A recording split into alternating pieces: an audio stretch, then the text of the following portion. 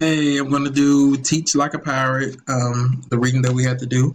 So I believe that Dave Burgess did a really good job with this book, as far as what we had to read. And I like how he broke down the word pirate and, broke down each letter into a segment or a chapter of its own. And it was really, really, really interesting. So, um, the letter P, which is passion. How to be excited and feel passionate about your job as a teacher, even if what you're teaching is not exciting. That is what I pulled away from it. I feel like that it was a very good point. Um, and a lot of times we have to be passionate about. I know as a future teacher, I will have to be passionate about certain things that I don't want to teach, but I will eventually, just make the best out of it and hope for the best because it will pass and we can move forward. So we are not passionate about everything we teach. He said there will be moments at times where you won't, in other words, won't like what you're teaching, and that you will drag along the lesson or the unit that's being presented because it's not something that you're into.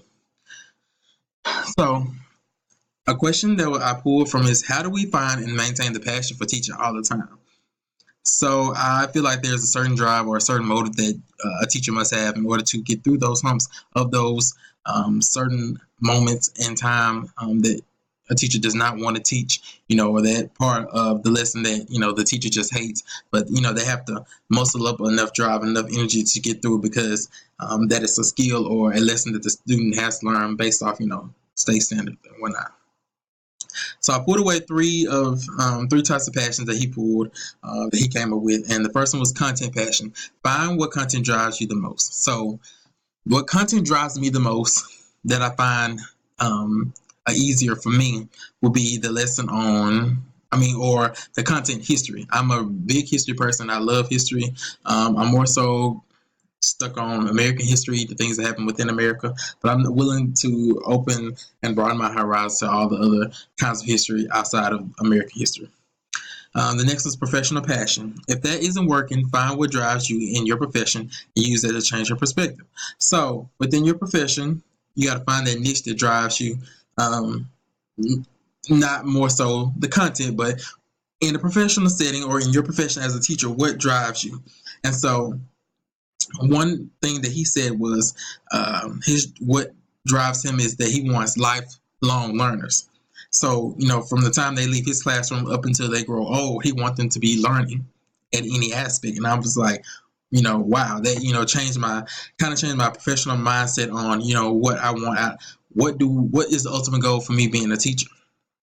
So I had to, take that in consideration. The last one is personal passion. Find as many ways possible to incorporate your personal passion into your work to make it more fun and fulfilling as an educator. So deep down within, what is your passion as a person? What drives you as you, the teacher? Finding that possible passion will light that fire up under that lesson or that skill to make it the best out of it, even though that you're not, in tune to doing that lesson or doing that skill. So your passion will help sustain you through the long stretches that try to drag you down. So there'll be certain moments I know that I will run into that will be dragging along that that I really would dread and be like, oh, I wish this lesson or this skill would be over with, But so it too shall pass though. The next one was which is immersion. I think that it was a great part in the story. I did learn a few things out of it, not so much, but but overall it was good. Total immersion is a very powerful technique. Give yourself up to the moment and fully be with your students. You have to be really deep within your students, not surface level or not at the top. You really have to be submerged deep in within your students in order for them to get the understanding, and you can get an understanding of what they're going through, and they can get an understanding so that y'all will meet right there together, immersed in the lesson, so that the teacher won't be surface level learning where some students or immersed deep down in the lesson, or vice versa. You got surface level learning, but the teacher is doing immersed teaching. So it works hand in hand. Full presence of the instructor has a tremendous effect on the learning environment. So if you're halfway, half there, half in the classroom, half outside the classroom, that kind of go hands in hand with teaching in the learning environment. That will mess up the learning environment holistically, and it will not foresee any well thought out progress that you will want out of your classroom. So that was immersion. So rapport. We don't want to develop techniques as a teachers to win behavior management battles. We want to develop techniques that allow us to avoid those battles and altogether. So we want to use techniques in order for those teachers to get over those humps within the classroom that are the areas that we struggle in as a class, or those behavior problems that we run into from time to time. I always keep students engaged. I'm big on that. Keep a student engaged from the time that bell rings to the time the bell rings in the end. You have to keep that student engaged, because if they will lose focus of what is on the task at hand, and they will just completely lose it. Find what interests the students.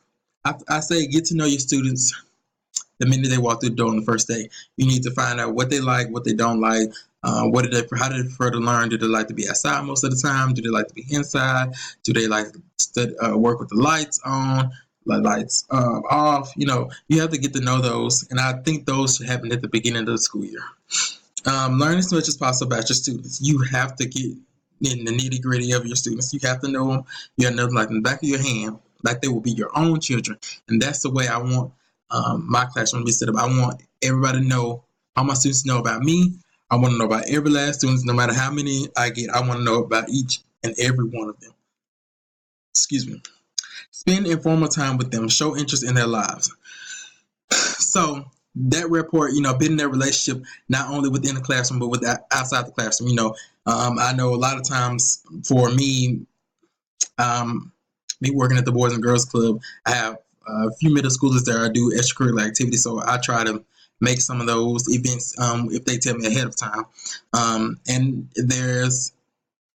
it's just a certain joy that I feel inside, or that they feel inside as well. But when they, see somebody, outside of the workplace at an event that they, attended for, their, teacher to be there in a sense. So that's just a great sight on that.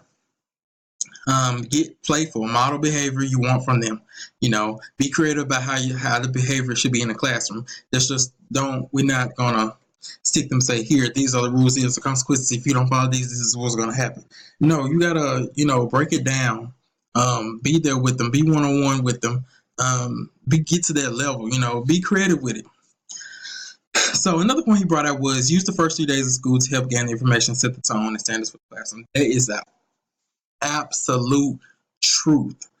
Within the first 3 days, your students should know the rules, consequences, procedures within the first 3 days, so that the rest of the school year will be a smooth transition. So PIR, the pieces that we had to read were very interesting. Dave Burgess did a really good job. I was kind of skeptical about reading this book. I was like, teach like a pirate. How is that going to work? So I thank you for your time. Sorry that this video is kind of long, but I did answer to the best of my ability. So thank you.